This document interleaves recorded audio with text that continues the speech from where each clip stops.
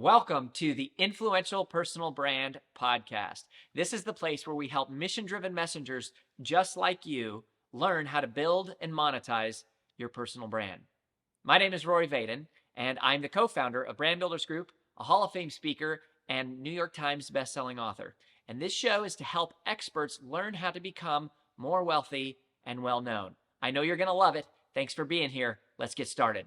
All right, we're going to talk about mindset today. And specifically, we're going to talk about the entrepreneur mindset.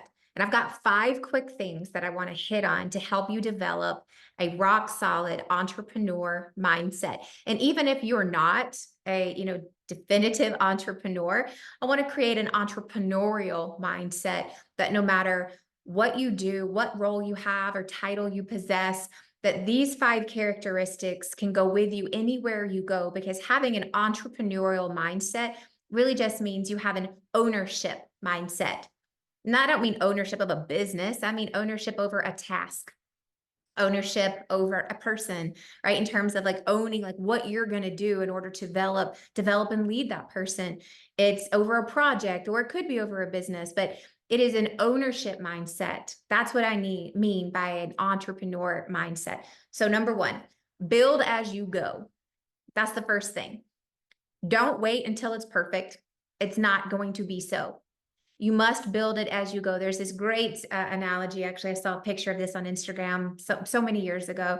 And it was a picture of an individual who had jumped off a cliff, and they were building the airplane as they fell. And the caption read below, "The life of an entrepreneur," right? Building the airplane after you jump off the cliff.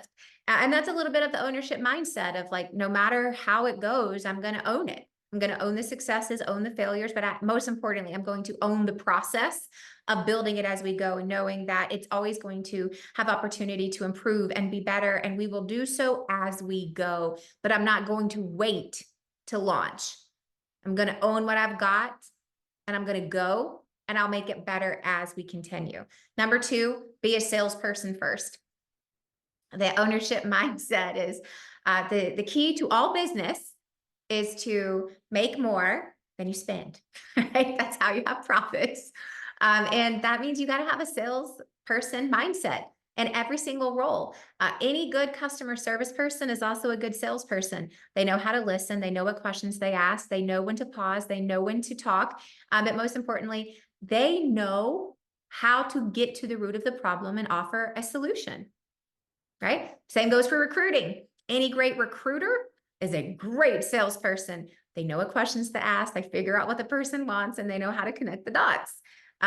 Anyone who is great at communication is a great salesperson, right? There's a term like influencer, has a lot to do with influence, right? They have become the conduits. They are the market representatives of products and services. They are salespeople. They are spokespersons selling things for other companies, because other companies have said, my gosh, they're better at selling this than we are. They have more influence than we do. They have become great salespeople. So in an ownership and an entrepreneur mindset, you have got to own and take on the abilities and the responsibilities of being a great salesperson for your company, your products, and your services.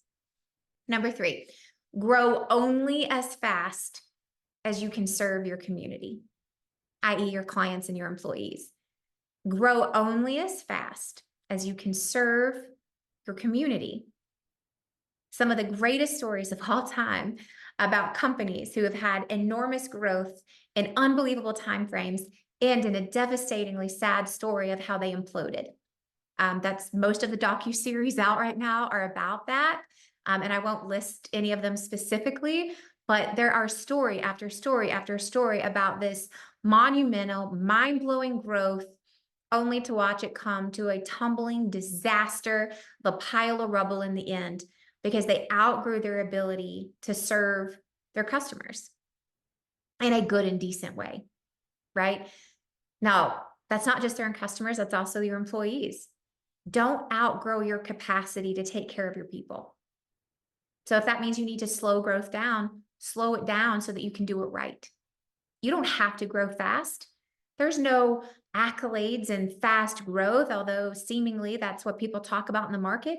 Often fast growth is worrisome to me of going, do you have the infrastructure in place? Like, if you've grown that fast in that short amount of time, like, do you really have all the systems in place? Like, can I see a little bit more into the, under the cover now, under the hood? Grow only as fast as you can serve your people, your community. That's your employees and your customers. Number 4, hire A players only. If they are not an A player, don't hire them. You got to have A players in every single role of your company. This whole idea of the weakest link, why do you have weak links? Why do you have those? I have no idea. I'm not saying that we haven't had weak links. I'm just saying, like, be cognizant of hire A players. An A player can do the job of 3 C players. So hire one phenomenal person, pay them every single thing that they're worth, and it will save you 3 other positions. Hire top talent, hire A players. Don't settle. Hire the person that can help you grow, help you take it to the next level. Hire top talent, hire A players. I cannot say that enough, on repeat. And then number 5, focus on being better over bigger. This is one of my favorite stories to tell right now. And it's funny because I don't even remember the book that I read this in last year. That's not true. I think it was Called to Create. It was a book called to Create. And they were telling this amazing story about Truett Cathy, who's the founder of Chick-fil-A. And it was in the mid to late 1990s. And there was apparently this, once of a lifetime boardroom meeting with Truett Cathy, who I did not know personally, clearly, but was known to be a very calm executive. But in this particular meeting, they were meeting about a competitor company called Boston Market, who would come on the scene and was growing at an expedient rate, taking up massive market share. And they were on the track to being a billion-dollar company. At this point, I think Chick-fil-A was maybe like $400 million. Don't quote me on the facts here. I'm recalling from memory. But they were in this conversation about how all these other Chick-fil-A executives were wanting to talk about, well, how do we grow market share? We need to open more stores. We need to do this and do this. And uncharacteristically of Truett Cathy, he bangs his fist on the table and he said, we will have no more talk of this.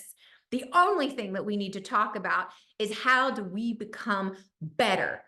We don't need to become bigger. We need to become better and let our audience demand that we become bigger. And this saying has become a mantra at Brand Builders Group, because who says you need to be bigger? Who says scale is better?